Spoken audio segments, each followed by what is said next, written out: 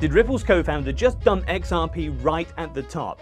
Oh, you bet the rumors are flying, and if that's not enough, hackers are moving stolen crypto in mere seconds. That's right, seconds, while exchanges are scrambling to stop them. Add a massive Bitcoin whale unloading billions and a wave of new regulations shaking up the market. It's been a week you can't ignore. Hey, I'm Steve from BeAWhale, and this is everything you've missed last week, so buckle up.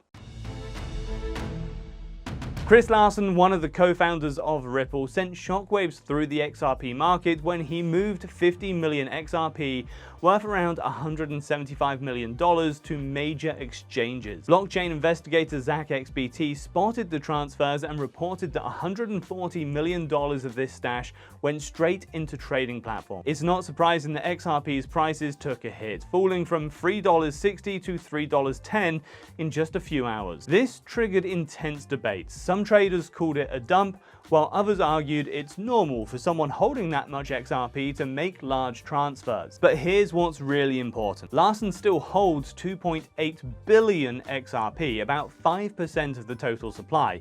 That means any move he makes can push the market. Investors now watch his wallets closely, wondering if more big transfers are coming. Satoshi-era whale sells 80,000 BTC. An early Bitcoin whale, someone who's probably been holding Bitcoin since the very beginning, just sold 80,000 BTC through Galaxy Digital.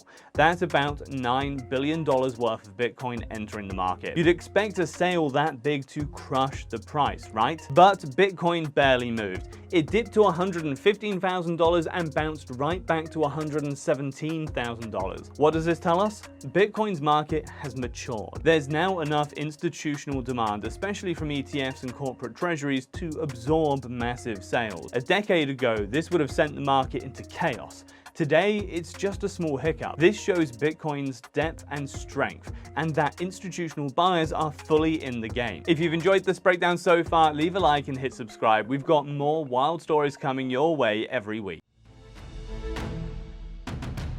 A new report from Global Ledger exposed a frightening trend. Hackers are laundering stolen crypto faster than ever. In 23% of all major hacks, the stolen funds are cleaned before the public even finds out. Centralized exchanges are the weak link in this chain. Why does this matter? Because exchanges have less than 10 minutes to react and freeze suspicious transfers before funds get moved to mixers or converted across multiple chains. Miss that window and the money is gone for good. Over $3 billion has already been stolen this year, making 2025 one of the worst years for crypto security. Exchanges must adapt with faster tools and better AI-driven monitoring to keep users safe.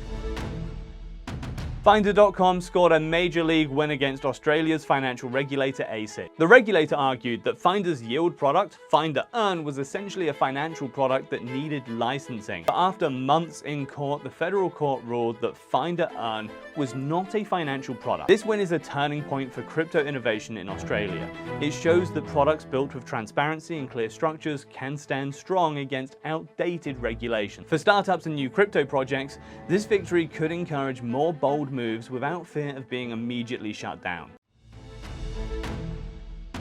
Aave, one of the biggest names in DeFi, is taking a big step towards bridging traditional finance and decentralized tech. After a 99.8% approval vote, Aave will launch a centralized version of its lending platform on Kraken's Inc. blockchain. Aave is throwing in $250 million in liquidity rewards to attract users. All fees generated will go back to the Aave DAO treasury, making it stronger for future projects. This move is huge because it shows how DeFi platforms can adapt to meet the needs of institutional investors while still supporting their decentralized roots.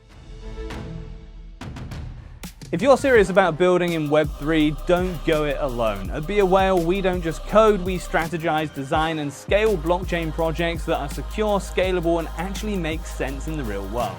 From smart contracts to full dApps, we help turn crypto ideas into living, breathing ecosystems. Want your crypto product to last longer than a market cycle? Well, let's build it together. Starting August 1st, Hong Kong will ban the advertising and sale of unlicensed stablecoins to retail investors. The penalties are harsh, fines of over $6,000 or even jail time for violators. Around 50 companies have already applied for licenses, and only the strongest will survive this shakeup. The Hong Kong Monetary Authority wants to ensure that stablecoins are safe, transparent, and reliable before they're allowed to reach everyday users. CoinDCX, India's largest crypto exchange, was hacked for $44 million. Luckily, customer funds were not touched. To get the stolen funds back, CoinDCX is offering a huge bounty of up to 25% for Whitehat hackers who can track or recover the money. This event is another wake-up call for centralized exchanges. Nearly 2/3 of Web3 losses last quarter came from attacks on these platforms. Users are demanding better security, stronger insurance policies, and more transparency. Bitget wallet now allows USDT and USDC cash outs into 25 fiat currencies via MoonPay. This makes off-ramping faster, cheaper, and much more user-friendly. With the growing need for simple fiat conversion, this feature could bring in new users who want easy ways to exit crypto. PancakeSwap Infinity has launched on Coinbase's Base network, which recently hit $4.3 billion in total value locked. With DeFi activity booming on Base, this expansion could boost liquidity and trading volumes while positioning PancakeSwap as a dominant player on the network. The SEC first approved Bitwise's ETF conversion, but froze it hours later.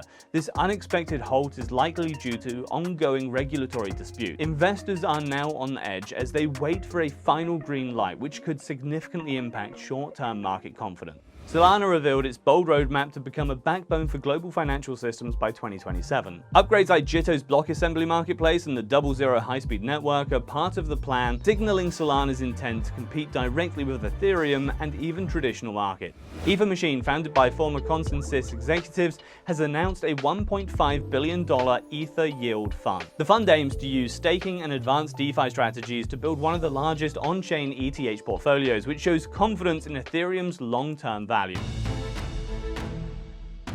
The market feels energetic but cautious. Ripple's massive XRP transfer and the Bitcoin whale sale caused a stir, but the market held strong thanks to institutional demand. Regulatory wins like Finder's Court victory and Hong Kong's clear stance on stablecoins show that the rules of the game are shifting. Meanwhile, DeFi projects like Aave are evolving fast to meet new demand. Which story surprises you the most? Was it Ripple's massive XRP transfer? Maybe the speed of crypto laundering? Drop a comment, smash that like button, and subscribe for more updates. I've been Steve from BeAWhale, and I will see you in the next one.